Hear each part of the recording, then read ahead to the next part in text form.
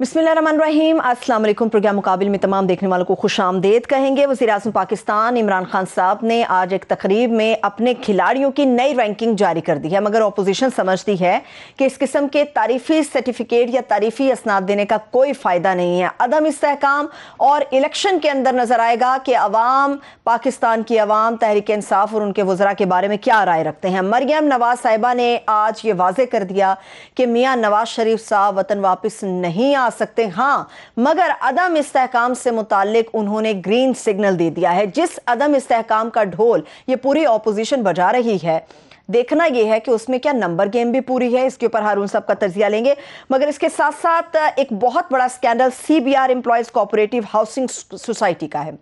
ये स्कैंडल है क्या? सोसाइटीज किस तरह से लोगों को फैसिनेट करती हैं, किस तरह से उनके गिर्द घेरा तंग करती हैं और कैसे लूट मार करती हैं। बहुत बड़ा स्कैंडल आज प्रोग्राम मुकाबिल में आपके सामने हम बेनकाब करेंगे। इसके अलावा दीगर अहम इश्यूज के ऊपर भी बात करेंगे।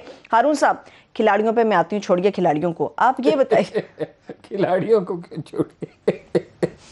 खिलाड़ियों ने ही तो फैसला करना है। अदम एतमाद में जाएंगे, चलो फिर खिलाड़ियों से शुरू करेंगे। नहीं, आप अपना सवाल करें। खिलाड़ियों को कैसे जोड़ सकते हैं? खिलाड़ी तो कमाल दिखा रहे हैं। अच्छा ठीक है, कुछ कमाल और लोग भी हारून साहब दिखा रहे हैं। अदम इस्तेहकाम के लिए ऑपोजिशन तो कोशिश कर रही है, इस कोशिश में कौन उनको मजबूत कर रहा है? क्या मीडिया या कुछ लोग इसमें उनका साथ दे? देखिए जी, सबसे अहम रोल तो इसमें मीडिया का है। इस वक्त जो माहौल पैदा हो गया, कामयाब होती है ये नहीं होती, ये बात की बात है। और कामयाब होने के अनुसार सिर्फ एक बात पे है जी, क्या वो PTI के लोगों को खरीद सकते हैं? मैंने आपको कल इत्तला दी थी, 10 से 20 करोड़ रुपए। और टिकट भी, टिकट भी, मतलब टिकट तो वो खैर बेकार ही है। उस टिकट में तो अगर कोई रेलवे में सफ़र करे तो पकड़ा जाएगा। तो टिकट तो उसका क्या है, जो टिकट जो असल में अहम है वो तो है नून लीग का, जिसमें वस्ती पंजाब में जीतने का इम्कान बहुत है। तो एक साहब ने तो ये कहा, देखिए मीडिया में तो ऐसा लगता है कि ये खेल ही मीडिया का है, ये नहीं, मीडिया के हाथ में दे दिया गया कि आप नहीं फैसला करना है। एक साहब ने कहा कि नंबर पूरे हो चुके हैं और शहबाज शरीफ साहब वज़ीर-ए-आज़म होंगे। अच्छा, दावा कर दिया, बिल्कुल वाज़ेह अल्फाज में कहा। दावा क्या, हो चुका है। उन्होंने ये नहीं कहा होगा, हो चुका, फैसला हो चुका है इसका। दूसरे साहब ने कहा कि और इलेक्शन करा देंगे। एक साहब ने कहा इलेक्शन करा देंगे। एक साहब ने कहा कि वो तो आरजी कोई बंदोबस्त होगा, लेकिन नून लीग की हुकूमत बनेगी, फैसला हो चुका है, नंबर पूरे हैं, बाद में मिल चुके हैं। अच्छा, एक साहब ने जो ये कहा कि नून लीग ने पीपल्स पार्टी के एक आदमी का नाम तजवीज़ किया। एक ऐसे MNA का कि जरदारी साहब हैरत ज़दा ही रह गए। MNA का नाम वज़ारत उज़्मा के लिए तजवीज़ कर दिया उन्होंने। MNA के होगा और कौन? कौमी असम्बली का मेंबर ही बनेगा ना वज़ीर-ए-आज़म, और कौन बनेगा? MPA बनेगा? नहीं, हारून साहब ऊपर के भी तो बड़े लोग हैं ना, जरदारी साहब ये होने देंगे? बिलावल भुट्टो जो ये ख्वाब देख रहे हैं, वो तो मैं तो आपको ये बता रहा हूँ जो कुछ वो इरशाद फरमा रहे हैं, ठीक है। अच्छा, ये दो बातें जो हैं, एक तो 100% कन्फर्म नहीं, दूसरी 100% कन्फर्म है। एक ये है, काफ लीग के एक जिम्मेदार लीडर ने कन्फर्म किया कि चौधरी साहब की, परवेज इलाही की और शहबाज शरीफ की मुलाकात, बल्कि चौधरी साहबान की होगी शायद। अच्छा, क्योंकि हमेशा चौधरी साहबान इकट्ठे फैसले करते हैं और आखिरी फैसला बाद औक़ात परवेज इलाही प्रिवेल कर जाते हैं, मगर चौधरी शुजात की जब तक सैंक्शन ना हो उस वक्त तक वो फैमिली फैसले करते हैं। ठीक है, उनके यहाँ काफ़ी डिस्कशन होती है। इस तरह नहीं है कि शहबाज शरीफ कोई देवता हैं, नवाज शरीफ के देवता हैं और वो फैसला कर दें, और साहबजादी भी उनके देवता हैं। नवाज शरीफ देवता नहीं है, देवता है नवाज शरीफ और उनकी साहबजादी हैं जी। अच्छा, तो वो मेरे ये कन्फर्म है। एक बात और कन्फर्म है कि नवाज शरीफ, ये पूरी तरह कन्फर्म है कि नवाज शरीफ साहब ने शहबाज शरीफ को मैंडेट दे दिया है इमरान खान को निकालने के लिए कुछ भी करना पड़े। बस कुछ की बहुत वुसअत है, जो भी करना पड़े करो। इस्टेब्लिशमेंट के साथ ताल्लुकात, उसके साथ बात करो जिन टर्म्स पे जैसे मुमकिन है। ये अखबार में से भी एक ने कहा کہ نواز شریف اس پہ صلاح مشورہ کر رہے ہیں اچھا کہ جب ہمیں اقتدار مل جائے گا، ابھی ملے نہیں ہے، یعنی کہ سوچ لیا، فیصلے ہو گئے. تو اسٹیبلشمنٹ سے تعلقات کی نوعیت کیا ہوگی یہ دیوتا فیصلہ کرے گا. وہ خدا کا بندے تو فیصلہ کرے گا، اسٹیبلشمنٹ فیصلہ کرے گی؟ پہلے تم نے فیصلہ کیا تھا تو اس فیصلے کا نتیجہ کیا نکلا تھا؟ بہرحال یہ صورتحال ہے. لیکن ہارون صاحب منی لانڈرنگ کا بھی تو مسئلہ ہے. اگر شہباز شریف صاحب کے اوپر پوری گرفت ہے یا شہباز شریف صاحب لیڈ کریں گے تو ابھی یہ منی لانڈرنگ والا مسئلہ کھڑا ہو گیا، اس پہ شہباز شریف صاحب منی لانڈرنگ پہ تو ان کو دے دی نا اجازت ہے، وہ اس پہ تو کہا انہوں نے کہ لمبی تاریخ دیں گی. میں تو مصروف ہوں. آپ نے غور نہیں فرمایا 1 فروری کو نواز شریف شہباز شریف صاحب پیش نہیں ہوئے، مجھے کرونا ہے، ایسا ہی ہے. 2 تاریخ سے ان کی سیاسی سرگرمی شروع ہوئی. اگر انہیں 1 کو کرونا ہوا تھا یا اس سے 2-3 دن 4 دن پہلے ہوا تھا تو 10 فروری تک تو انہیں 11-12 فروری تک تو انہیں الگ تھلگ رہنا چاہیے تھا نا. 2 فروری سے ان کی سیاسی سرگرمیاں کیسے شروع ہو گئی؟ اور آج جب وہ پیش ہوئے عدالت میں تو انہوں نے کہا لمبی تاریخ دے. میں تو 14 فروری سے میٹنگ میں، تو جج نے کیا کہا؟ جج نے کہا آپ درخواست دے دیجیے گا. اور ان کے وکیل امجد پرویز پیش ہی نہیں ہوئے. انہوں نے کہا وہ تو بے مصروف ہے ہائی کورٹ میں. وہی بالکل تاخیری حربے. چلیں اس پہ مزید بات کرتے ہیں. اسد عمر صاحب بھی ہیں ہمارے ساتھ. اچھا، وفاقی وزیر اسد عمر صاحب اس وقت ہمارے ساتھ ٹیلی فون لائن پر موجود ہیں. ان کی طرف بڑھتے ہیں. بہت شکریہ، تھینک یو سو مچ اسد عمر صاحب پروگرام مقابل کو جوائن کرنے کے لیے. ہارون صاحب عدم استحکام اور اسد عمر صاحب ہمارے ساتھ ہیں. اسد عمر صاحب آپ کھانے کھا رہے ہیں، مزے میں ہیں، ریلیکس ہیں، ادھر سارا میڈیا یہ کہہ رہا ہے کہ آپ جا رہے ہیں، آپ کی چھٹی ہو رہی ہے. سر انشاءاللہ چھٹی تو ہو جائے گی. 18 اگست 2023 بہت زیادہ دور نہیں ہے، تو 5 سال وزیر اعظم عمران خان اپنے پورے کر کے اپنی پہلی ٹرم وزیر اعظم کی مکمل کر لیں گے. اس کے بعد ملک میں انٹرم گورنمنٹ آ جائے گی. لیکن یہ جو اگلے ہفتے اور 2 ہفتے والی بات ہے نا، یہ ہم 2.5 سال سے سن رہے ہیں. ہر 3 مہینے کے بعد ایک نئی کہانی شروع ہوتی ہے. کچھ بے روزگار سیاستدان ہیں، وہ یہ کام شروع کر دیتے ہیں. کچھ ان کے دوست ہیں، آپ کے ساتھی، وہ ساتھ مل کے وہ رات شروع کر دیتے ہیں. ٹھیک ہے، نہیں تو اخبار رویز جو ہیں انہی کا گانا کیوں گا رہے ہیں؟ آپ کے حق میں تو کوئی بات نہیں کر رہا کہ نہیں جا رہی ہے. کوئی تو کسی میڈیا سے میرے خیال میں سنجیدہ تجزیہ نگار جو ہے اس میں حق کی یا نہ حق کی بات نہیں ہے. اس میں کوئی حکومت کا فیور کرنا یا نہ فیور کی بات نہیں ہے. لیکن ہاں کہ آپ اگر زمینی حقائق دیکھیں، بالکل اگر آپ دیکھ رہے ہیں، آپ سینٹ کے اندر ووٹ دیکھ رہے ہیں، آپ جو چیز گراؤنڈ پہ ہوتی دیکھیں، اس سے کوئی نظر آتا ہے آپ کو کہ کوئی ایسی کوئی بڑی کوئی چیز ہونے والی ہے؟ مجھے تو نہیں نظر آتا بھائی، مگر میں 2 دن سے حیرت زدہ ہوں. اتنا طوفان اٹھا ہوا ہے، لوگ یہ بتا رہے ہیں اتنے ووٹ ہوں گے، فلاں وزیر اعظم ہوگا، شہباز شریف ہوگا، اتنے دن میں الیکشن ہوں گے، اسٹیبلشمنٹ سے تعلقات کی نوعیت طے کر رہے ہیں نواز شریف صاحب لندن میں بیٹھے ہوئے. تو آپ اس کی ڈٹ کے تردید کیوں نہیں کرتے؟ سر میں جیسے میں نے کہا نا کہ سنجیدہ تجزیہ کار جو ہیں وہ ان کو نظر آ رہا ہے کیا ہو رہا ہے. مجھے تو یہ بتائیے آپ کہ لیڈر جو ہے وہ نواز شریف ہے، بیٹی ان کی مریم نواز ہے، ووٹ بینک سارا ان کا ہے، وہ اس وقت سسٹم سے آؤٹ ہیں. وہ شہباز شریف اور حمزہ کے لیے راہ کیوں ہموار کریں گے؟ مجھے تو یہ نہیں بات سمجھ میں آتی کہ سیاسی طور پر اگر میں تجزیہ کروں تو مجھے تو مسلم لیگ نون کی بھی وہی نہیں نظر آتی. ہاں وہ اپیلیں شپیلیں کہیں انہوں نے کروائی ہیں سپریم کورٹ کے اندر کہ جی وہ نہیں ہونا چاہیے، لائف ٹائم بین نہیں ہونا چاہیے. اگر اس میں کسی طریقے سے کوئی کامیابی نظر آئے تو پھر تو سمجھ میں آتی ہے. اس وقت تو مجھے تو مسلم لیگ نون کی موٹیویشن ہی نہیں نظر آتی. ٹھیک ہے، لیکن اسد عمر صاحب آپ کا ریلیکس ہونا بھی سمجھ سے اس وقت تمام سننے والوں کو اور یقینی طور پہ مجھے بھی بالا تر محسوس ہو رہا ہے. وہ لوگ سڑکوں پر آ رہے ہیں، مارچ ہو رہا ہے، مارچ کے اندر وہ پہنچ رہے ہیں. وہ کہتے ہیں اسلام آباد پہنچنے سے پہلے اسمبلیاں یا تو توڑ دیں ورنہ ہم تختہ الٹ دیں گے. نو کانفیڈنس کے حوالے سے باتیں چل رہی ہیں، مگر آپ لوگ اتنے ریلیکس کیوں ہیں؟ کیا آپ سمجھتے ہیں کہ ان کی نمبر گیم پوری نہیں ہے یا کوئی اور معاملہ ہے؟ دیکھیں جو نمبر جو ہے وہ تو بار بار دکھائے جا چکے ہیں نا. جیسے میں نے کہا کہ اب جوائنٹ سیشن جو ہوا تھا پارلیمان کا، اس میں دیکھ لیجئے اتنا شور طوفان، اس وقت بھی یہی خبریں تھیں، بس گئے اور ختم ہوئے. اور اینڈ میں جب ووٹ ہوا تو آپ نے دیکھ لیا کیا ہوا. اس کے بعد ابھی سینٹ کے اندر ووٹ ہوا ہے، اس میں آپ نے دیکھ لیا کہ صورتحال کیا ہے. جہاں تک عوام کو موبلائز کرنے کی بات ہے تو یہ مسلم لیگ نون کی کبھی سیاست رہی نہیں ہے. پیپلز پارٹی جو ہوا کرتی تھی کسی زمانے میں وہ پیپلز پارٹی نہیں رہی ہے. تو عوام کو موبلائز کرنے کی طاقت تو ویسے ہی نہیں ہے.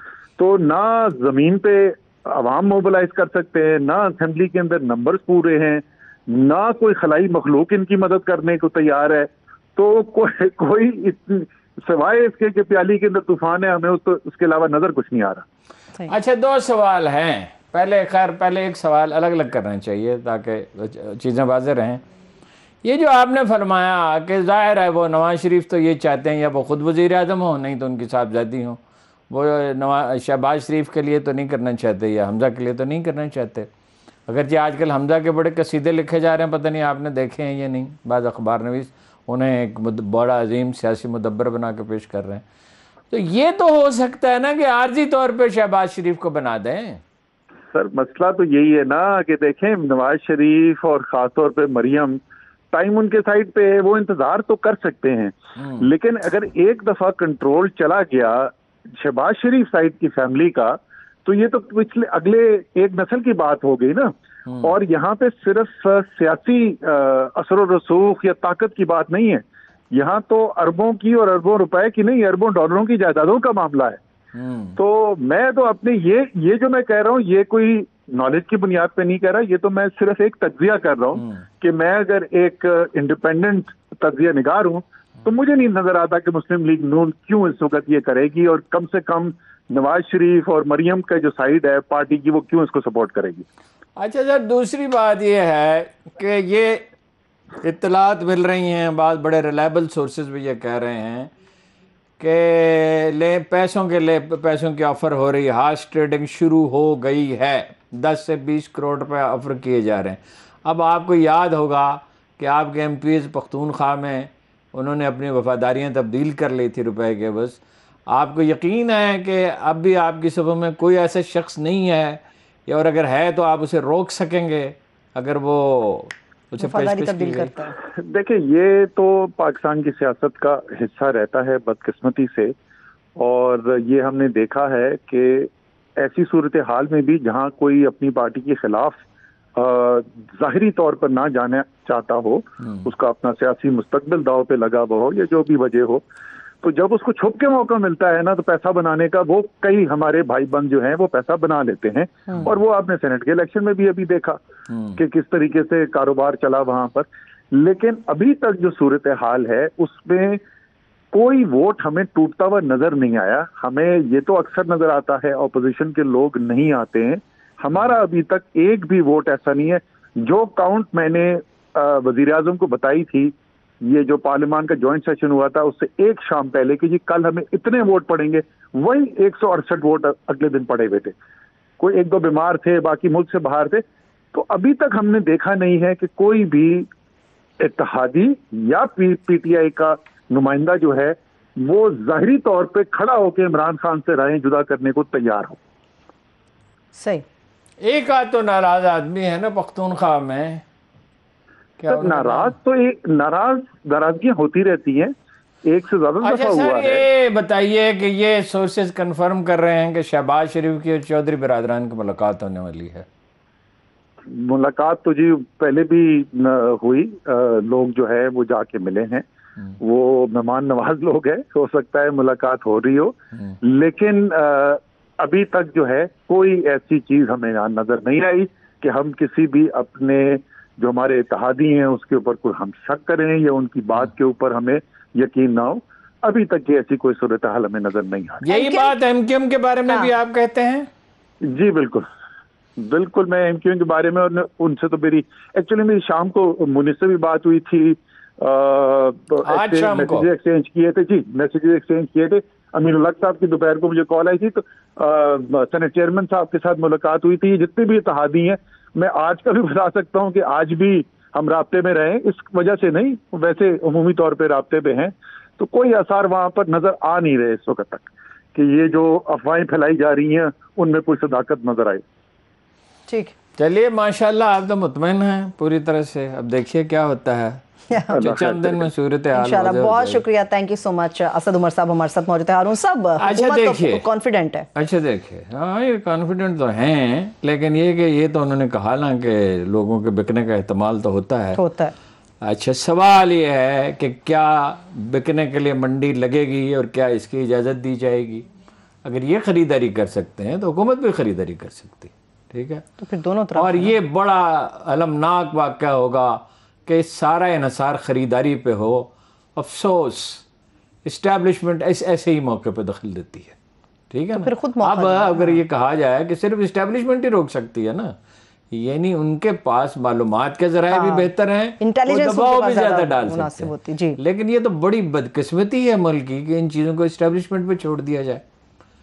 یعنی خریداری میں تو یعنی کچھ بھی، نواز شریف نے بھی کہا ہے، کچھ بھی نہایت ریلائبل سورسز کہہ رہے ہیں، اور ٹرمز بھی. بھائی کل آپ حکومت میں تھے، کل تو آپ کو سمجھ نہیں آئی کہ بھائی کوئی انڈرسٹینڈنگ ڈیولپ کی جائے، اور آپ نے کہا کہ جی مجھ سے معافی مانگی جائے اور میرے ساتھ بڑی زیادتی ہوئی ہے، اور یہ اور سڑکوں پہ چیختے چلاتے پھرے، اور عدالتوں کو. رانا ثناء اللہ نے کہا پچھلے ہفتے ان ججوں کا گھیراؤ کریں گے جو خلاف فیصلہ دیں گے، ججوں کا گھیراؤ کریں گے.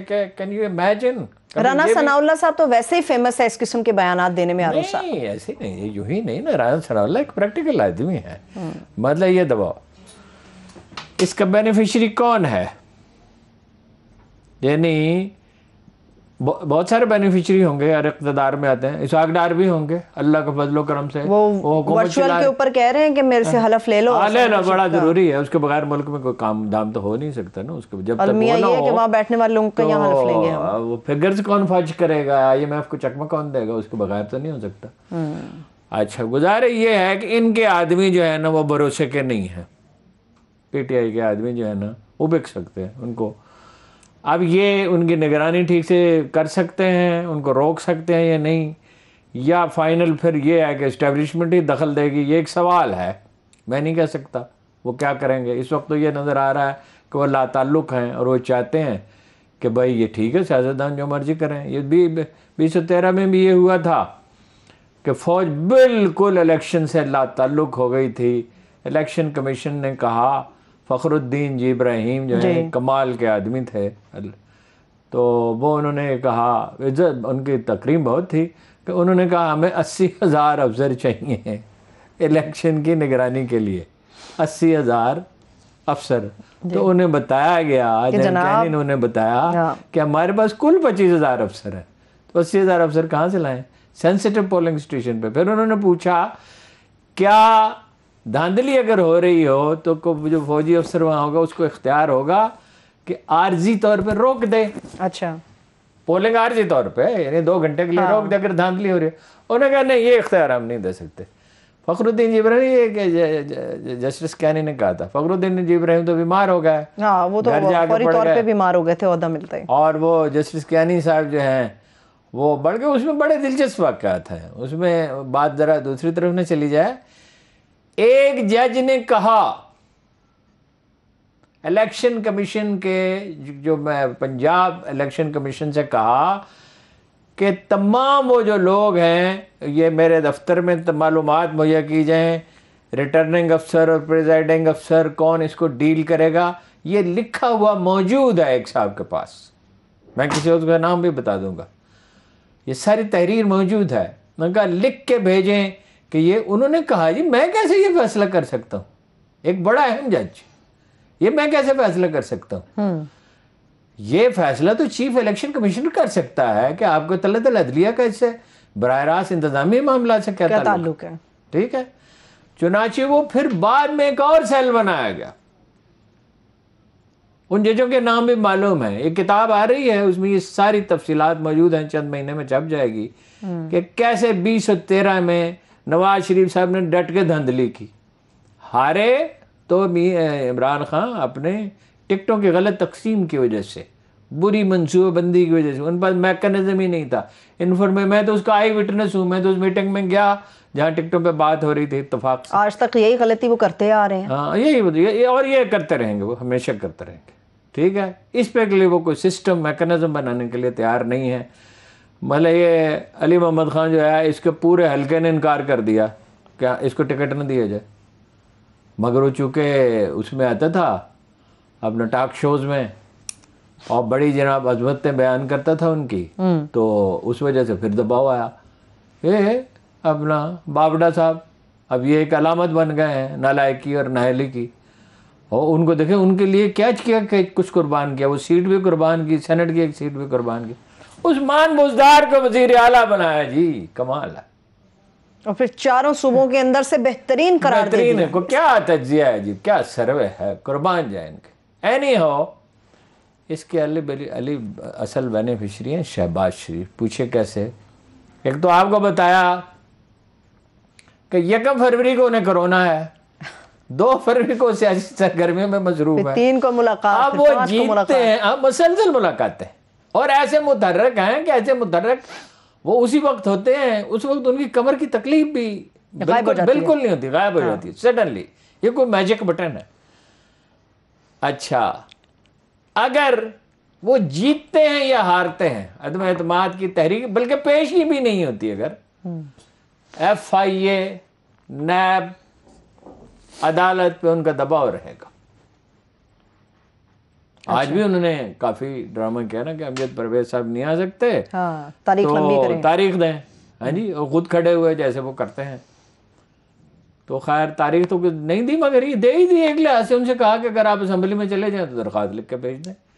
اب اگر یہی اپنا ہے, یہی کیا وہ شعر ہے کہ برف کے باٹ لیے دھوپ میں بیٹھا ہوگا, جی یہی انداز عدالت ہے تو کل کا تاجر, یہی انداز تجارت ہے تو کل کا تاجر, برف کے باٹ لیے دھوپ میں بیٹھا ہوگا. ازبکستان کی ایک کہاوت ہے کہ وہ برف پہ وعدے لکھتے ہیں پھر اسے دھوپ میں رکھ دیتے ہیں. کیا بات ہے. یہ ہے جناب والا ہمارا نظام انصاف, اور یہ ہے جناب ہماری سیاست. بالکل, سیاست کا ایک اور پہلو. ہارون صاحب مجھے یہ بتائیے, پوری اپوزیشن اس وقت باہر سڑکوں پر آنے کو تیار بیٹھی, بلاول تو نکل کھڑے ہوئے ہیں اور نون لیگ بھی تیاری کر رہی ہے. عمران خان صاحب کب نکلیں گے باہر؟ عمران خان صاحب ابھی نکل رہیں گے, اس لیے کہ آرام سے بیٹھنا ان کے لیے تو بڑا مشکل ہو رہا ہے. وہ مسئلہ یہ ہے کہ ابھی میرے خیال میں تیاری میں ہے, 1 آدھ دن میں, 2 دن میں, 4 دن میں اعلان ہو جائے گا. اچھا, بلدیاتی الیکشن کا شیڈول کا اعلان ہونے سے پہلے وہ جائیں گے پبلک میں, اپنے ووٹر سے رابطہ کریں گے, اپنے حامیوں کو متحرک کریں گے. دیکھیں عمران خان صاحب میں اور بہت سی کمزوریاں ہیں, سیاست کا بھی اتنا فہم نہیں ہے, معیشت کا بھی نہیں ہے, لیکن یہ کہ وہ اگر ڈٹ کے کھڑے ہو گئے تو یہ سارا منصوبہ دھرے کا دھرا رہ جائے گا. کیا وہ امراء القیس کی آخری نظم ہے کہ کتنے نیزوں کے کتنے بھرپور وار اور کتنے لبریز جام کل انقرہ میں دھرے کے دھرے رہ جائیں گے. انقرہ میں اس کا انتقال ہوا تھا نا, وہ عرب تھا لیکن وہ قیصر روم سے مدد لینے کے لیے گیا تھا. اچھا, یہ بھی قیصر روم سے ہی مدد مانگ رہے ہیں. تو گزارے یہ ہے کہ وہ نکلیں گے اور جلسے وہ بڑے کر سکتے ہیں. پیپل نون لیگ کی یہ تاریخ نہیں ہے کہ وہ بڑے بڑے جلسے کر سکے. اس کے پاس ووٹر ہیں, اس کے پاس ورکر نہیں ہیں, اس کے پاس لیڈر ہیں, اس کے پاس الیکٹیبلز ہیں. ان کی کامیابی یہ ہے انہوں نے اپنے لوگوں کو اکٹھا رکھا ہے. عمران خان صاحب نے اپنی جو سیاسی تاریخ کی عظیم ترین غلطیاں کی ہیں, اس میں پنجاب ایک ایسے شخص کو سونپ دیا جو کسی طرح کا کوئی سیاسی کام نہیں کر سکتا. میں نے اپنی آنکھوں سے دیکھا اور اپنے کانوں سے سنا کہ علیم خان صاحب سے یہ کہا جا رہا تھا, کہیں سے فون آ رہا تھا کہ وہ فلاں تونسا کا جو MP ہے اس سے بات کریں. کوئی معلوم نہیں اس سے, ہاں سینٹ کے الیکشن انہوں نے, تونسا کا جو MP, اس نے کہا تونسا کے MP سے بھی اگر میں نے ہی بات کرنی ہے تو کمال ہے. اسی وقت وہ انٹرسٹڈ بھی انہیں دنوں ہونا شروع ہوئے, اس کی اور بھی وجوہات تھی. صحیح. تو یہ آپ کی پنجاب اتنا بڑا صوبہ اور اس کا یہ وزیر اعلیٰ, تو یہ کیمپین کون لیڈ کرے گا؟ کوئی لیڈ, PTI پنجاب کا تو کوئی لیڈر ہی نہیں ہے. کون لیڈر ہے PTI پنجاب کا؟ یہ ضمنی الیکشن ہوئے ہیں کنٹونمنٹ میں, اس میں پھر وہ رزلٹ سامنے آ گیا, پھر ہار گئی. کس نے دیے, کس نے کہا دیے تھے وہ ٹکٹ؟ عامر کیانی نے. ٹھیک ہے, اور عامر کیانی پہ کتنے سنگین الزامات ہیں گراب کے معاملے میں. پارٹی کا جب علی امین گنڈاپور پہ الزامات لگے تو انہیں پارٹی کا کیا بنا دیا؟ سیکرٹری جنرل بنا دیا KPK کے اندر. جب وابڈا کی سیٹ خطرے میں پڑی تو انہیں سینیٹر بنا دیا. ایسا ہی ہے. ہر وہ شخص جو معتوب ہوتا ہے عوام کا یا جس پہ الزام لگتا ہے اس کو کوئی عہدہ دے دیا جاتا ہے. مستقبل کو اتنا تابناک نہیں ہے پھر آپ سمجھتے ہیں اگر یہی فیصلے ٹکٹوں کے اوپر عمران خان صاحب نے کرنے؟ نہ مستقبل ان کا تابناک ہے نہ اپوزیشن والوں کا. اس کا کیا کریں گے جی؟ 16 ارب روپے کی منی لانڈرنگ ہے. کتنے اکاؤنٹ ہیں؟ 28 ہیں 80 کتنے اکاؤنٹ ہیں؟ 28 اکاؤنٹ ہیں. گواہ موجود ہیں, وعدہ گواہ موجود ہیں. تو اس کا کیا ہوگا؟ اس کا کون جواب دے گا؟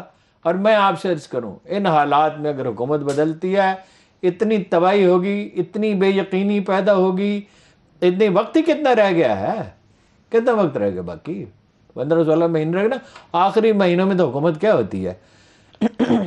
مہنگائی بڑھے گی, انفلیشن بڑھے گی, سی پیک کے منصوبے متاثر ہوں گے, امریکہ کے ساتھ تعلقات کی نوعیت کیا ہوگی, افغانستان جیسا سنگین مسئلہ درپیش ہے اس میں فیصلے ہو رہے ہیں ان میں تاخیر ہوگی, دہشت گردی بڑھ سکتی ہے.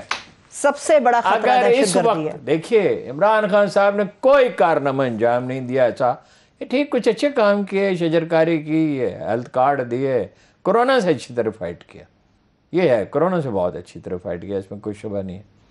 لیکن بحثیت مجبوری نہ وہ کوئی اچھی ٹیم بنا سکے نہ کسی وہ ترجیحات ہی طے نہیں کر سکے. کرنا کیا؟ بریک سے واپس آ کے ہارون صاحب اس پہ بات کرتے ہیں. جی بالکل, ایک بریک لے لیتے ہیں, بریک سے واپس آئیں گے, گفتگو یہیں سے آگے بڑھے گی, مگر اس کے ساتھ ساتھ ہاؤسنگ سوسائٹی کا جو اسکینڈل ہے وہ بھی آپ کے سامنے بے نقاب کریں گے. ہمارے ساتھ رہیے. بریک کے بعد ایک بار پھر سے پروگرام میں ہم آپ کو خوش آمدید کہیں گے. ہارون صاحب عمران خان صاحب کے مستقبل کے حوالے سے بات کر رہے ہیں. وہ تو دیکھیے نا, میں ایک سادہ سی بات کر رہا تھا جو ایک بنیادی بات ہے. لیڈرشپ کیا ہوتی ہے؟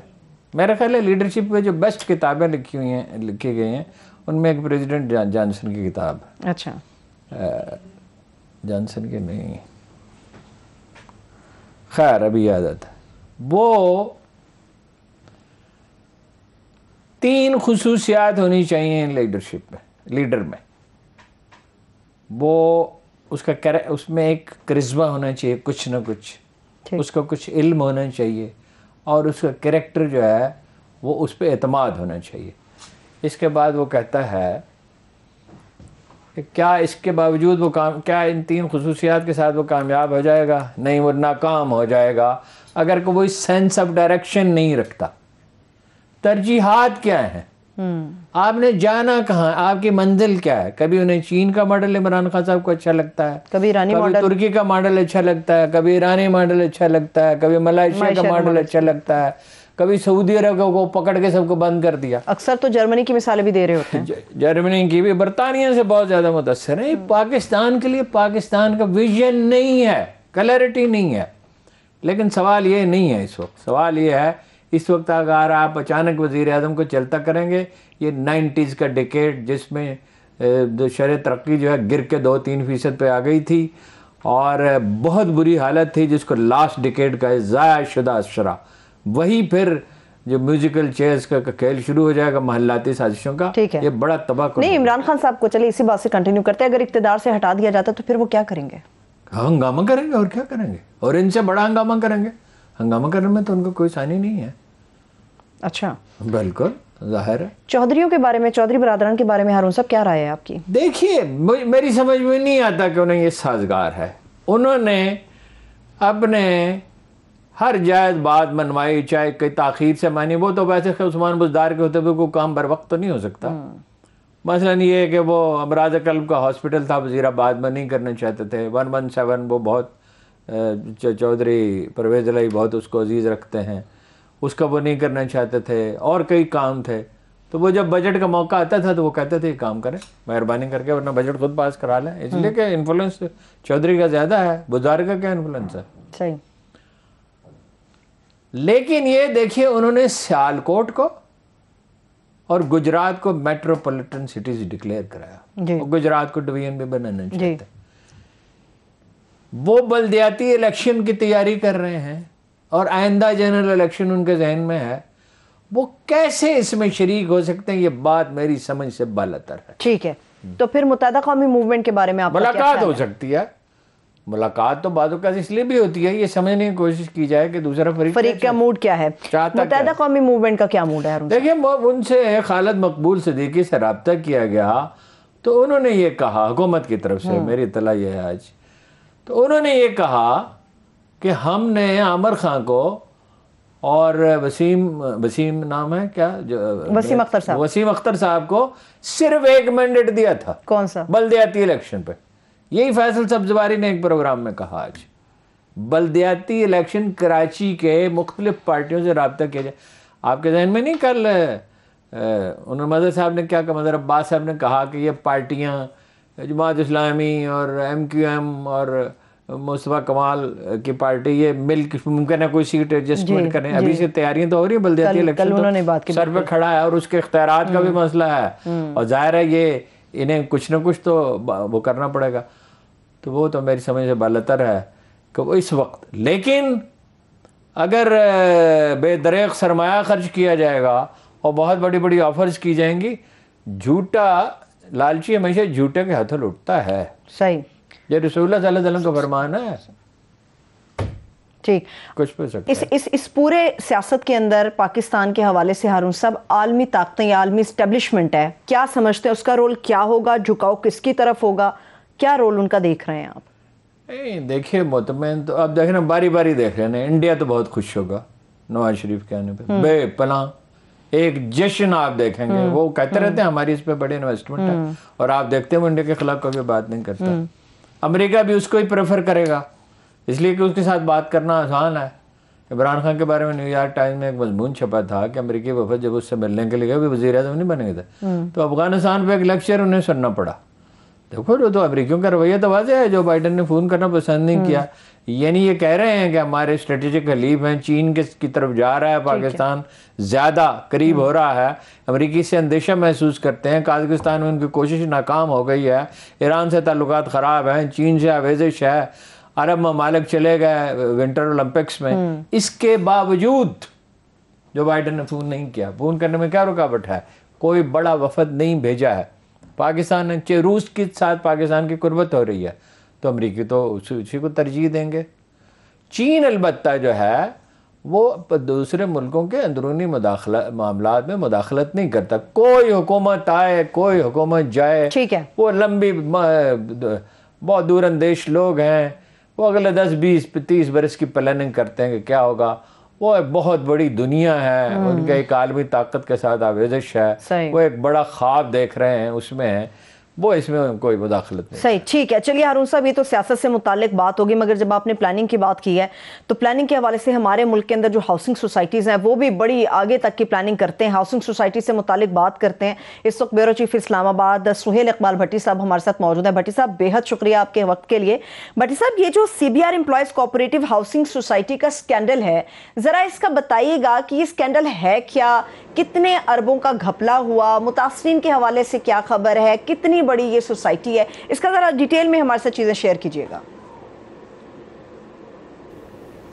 سرور دیکھیے، معاملہ یہ ہے کہ ملک بھر میں عوام کو اپنی رہائش کے لیے گھروں کی شدید قلت کا تو سامنا ہے، لیکن وفاقی دارالحکومت کے اندر یہ ایک بہت بڑا چیلنج ہے. اور یہاں پر لوگوں کی اپنی گھروں کی ضرورت پوری کرنے کے لیے 2 ذرائع پر انحصار کرنا پڑتا ہے. ایک کوآپریٹو ہاؤسنگ، جو کوآپریٹو ایکٹ کے تحت مختلف ہاؤسنگ سکیمز ہیں، ان میں لوگ فائلز خریدتے ہیں اس امید کے ساتھ کہ جب وہ ڈیولپ ہوگی انہیں یہاں پر اپنا ایک چھوٹا سا گھر بنانے کا موقع ملے گا. اس کے ساتھ دوسری کیٹیگری ہے جو مختلف پرائیویٹ ہاؤسنگ سوسائٹیز ہیں. وہاں پر بھی پرائیویٹ ہاؤسنگ سوسائٹیز میں بھی بڑے بڑے اسکیم سامنے ہیں، لیکن یہ اسکیم جس کا ہم ذکر کر رہے ہیں اس کا تعلق ہے C B R cooperative housing society کے ساتھ، جہاں پر انفارچونیٹلی فیز 2 لانچ کیا گیا. تقریباً 2500 کنال پر مشتمل یہ اراضی کا اس پر اس نے ڈیولپ ہونا تھا، لیکن یہاں پر گزشتہ کئی سالوں سے بڑے پیمانے کے اوپر بے ضابطگیوں کی شکایت تھی. سپریم کورٹ آف پاکستان کی ہدایت کے اوپر مختلف کوآپریٹو ہاؤسنگ سوسائٹیز کا جو فورنزک آڈٹ کا سلسلہ شروع ہوا، لیکن تمام کوآپریٹو ہاؤسنگ سوسائٹیز کا آڈٹ ابھی بھی مکمل نہیں ہو سکا. اس کے اندر جن کا آڈٹ مکمل ہوا اس کے اندر سی بی آر کا آڈٹ بھی شامل تھا، جس کے اندر ہوش ربا انکشافات سامنے آئے کہ کس طریقے کے ساتھ غریب عوام سے جو اربوں روپے کلیکٹ کیے گئے تھے اس میں سے کروڑوں روپے کس بے دردی کے ساتھ استعمال کیے گئے. مختلف لوگوں کے ساتھ معاہدے کیے گئے، زمین حاصل نہیں کی گئی. 3 مختلف کمپنی سے معاہدے ہوئے، زمین لوگوں کو نہیں ملی. حاصل کرنے کا طریقہ کار کیا تھا جس سے لوگ متاثر ہوئے بھٹی صاحب؟ ایک منٹ. اچھا یہ دیکھیں، یہ سی بی آر وہی ہے نا جو ایف بی آر ہے. یہ ایک زمانے میں اسے سی بی آر کہا جاتا تھا. یہ وہی ہے نا سی بی آر؟ جی بالکل وہی ہے، بالکل ہارون صاحب بھٹی صاحب آپ کو آواز آ رہی ہے؟ وہی ہے جی بالکل. تو اس کا مطلب بہت پرانی سوسائٹی ہے، اس کا نام بدلے تھے. یہ لوگ جو ہیں یہ ملازم ہیں ایف بی آر کے اب بھی یا سابق ملازم ہیں؟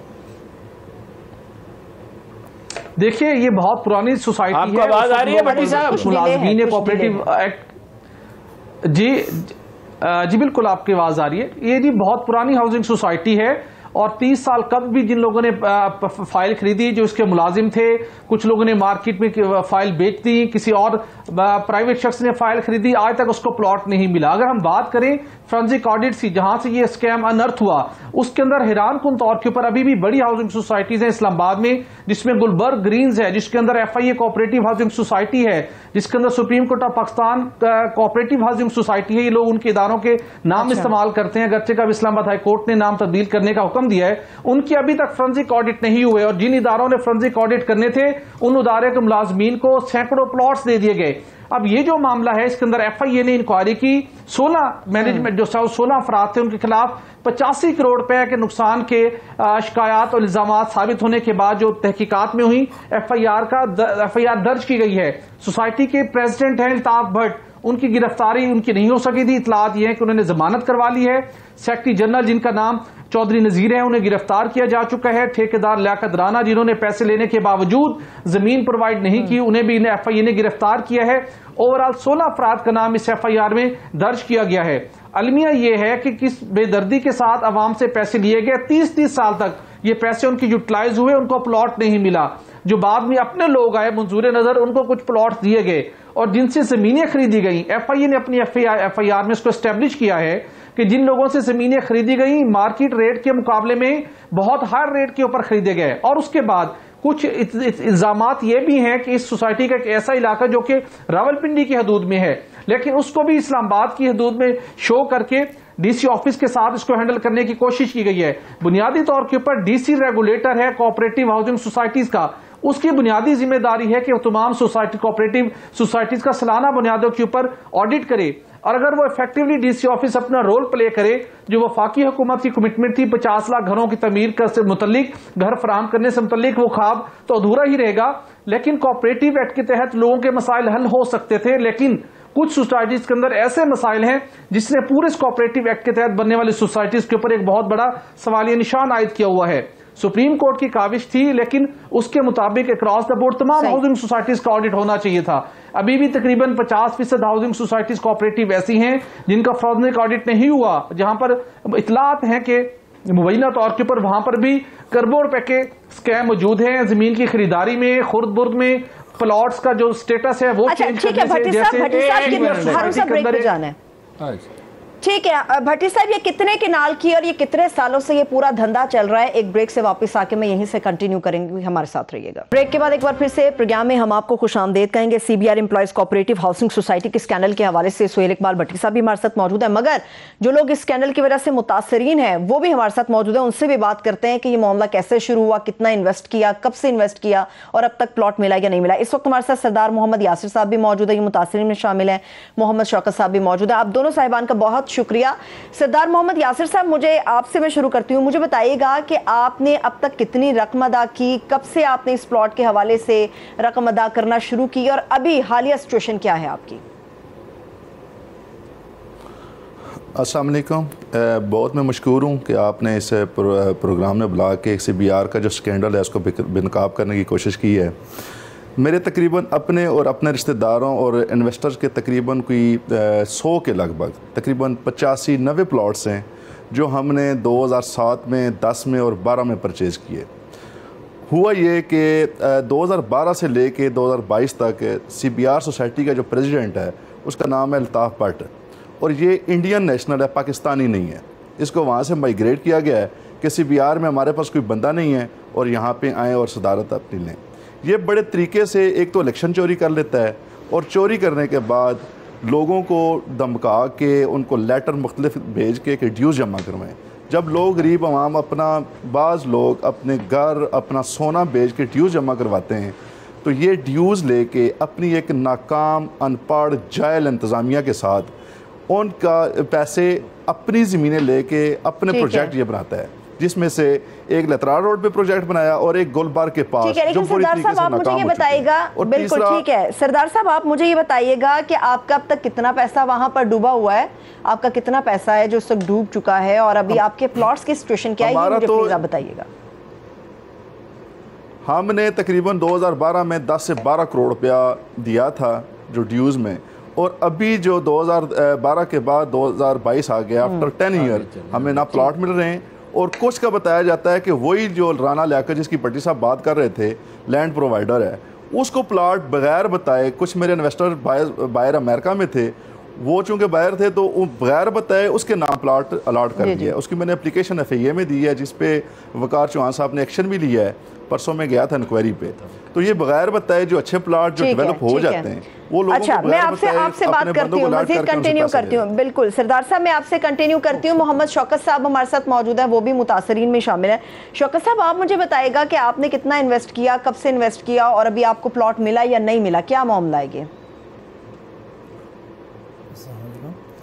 میں نے پلاٹ لیا تھا سن 2012 میں کسی سے، وہ جس بندے سے میں نے لیا تھا اس نے تقریباً 1990 میں لیا تھا. تو ہم جاتے ہیں، وہ لیٹر انہوں نے بھیجا کہ آپ کا بلاک نمبر اور پلاٹ نمبر، جب ہم جاتے ہیں تو وہاں پر ہمیں کچھ بھی نہیں ملتا. کہتے ہیں آپ کی تو جگہ نہیں ہے، ابھی وہ تیار ہی نہیں ہوئی. ہم سخت پریشان ہیں اس وجہ سے. اچھا بہت شکریہ، بات واضح ہو گئی. اچھا دیکھیے گزارش یہ ہے، ایک ہاؤسنگ سوسائٹی نہیں ہے، 10,000 سے زیادہ ہاؤسنگ سوسائٹیاں ہیں، اور حکومت اندھی ہوئی بیٹھی ہے. وہ بڑے چیئرمین صاحب نیب کے دعوے کرتے ہیں ہم نے پیسے دلوا دیے، ایک نہیں ہے. اس ملک میں کسی میں دم ہی نہیں ہے بڑے پراپرٹی جو مافیاز ہیں ان کے خلاف بات کرے. یہ صرف شاید 92 واحد ہے، ایک آدھ شاید کوئی اور ایسا چینل ہوگا جو اتنی جرات کر رہا ہے، جو یہ نہیں کرتا کہ وہ ان کی جرائم پیشہ مافیاز کے اشتہار قبول کرنے سے انکار کر دے. ٹھیک ہے، کسی پولیٹیکل پارٹی میں یہ سکت نہیں ہے کہ وہ ان کے خلاف کبھی کسی پولیٹیکل، میں جانتا ہوں کہ مافیاز کے لوگ وزیر اعظم سے ملتے ہیں اور آزادی کے ساتھ ملتے ہیں، ان کو چکمہ دیا جاتا ہے. ظاہر ہے ان کے نائبین اس کے ذمہ دار ہیں کہ یہ پارٹی کے بڑے وفادار اور مخلص ہیں. کسی ایک کرونا تھوڑی ہے بھائی. اگر آپ اس کا کوئی سسٹم بناتے کیوں نہیں ہے؟ یہ کوآپریٹو ہاؤسنگ سوسائٹیوں کو کیوں نہیں انکریج کرتے؟ حکومت زمین ایکوائر کر کے صوبائی حکومت دے سکتی ہے. جو ڈنگ کے لوگ ہیں، آپ کو کوئی ایماندار آدمی ملا؟ اتنے بڑے بڑے دعوے تھے ہماری زبردست ٹیم ہے، اور یہ اور وہ آخر میں آپ کو ایک بزدار ملا اور اس کماش کے لوگ ملے، اور کوئی احتساب جو ہے وہ صرف سیاسی مخالفین کا ہوتا ہے. اپنے لوگوں کا بھی تو احتساب کرے. ہزاروں ارب روپے لوٹ لیے گئے ہیں. چند سوسائٹیاں جنہیں وزیروں کے انعام دے رہے ہیں اس ملک میں نے ایسی ہاؤسنگ سوسائٹیاں دیکھی ہیں، اگرچہ چند یہ کی ہیں جو میرے علم میں، جو ہمیشہ وقت پہ ڈیلیور کرتے ہیں. چھوٹی چھوٹی ہاؤسنگ سوسائٹیاں ہیں. تو وقت بھی ختم ہو گیا ہارون صاحب، لیکن انکریج کرنے کا کوئی بندوبست نہیں، اور جرائم پیشہ کو آپ پوچھتے نہیں ہیں، اور وہ آزادی کے ساتھ آپ کے ساتھ مل بھی رہے ہیں. جو ٹھیک کام کرتے ہیں ان کی کوئی انکریجمنٹ نہیں ہے، تو پھر کیا ہے، وزیروں کو سرٹیفکیٹ دے رہے ہیں بس. ٹھیک ہے، بہت شکریہ. تھینک یو سو مچ ہارون صاحب. دیکھنے والوں کو شکریہ. مجھے اجازت دیجیے، اپنا خیال رکھیے. خدا حافظ.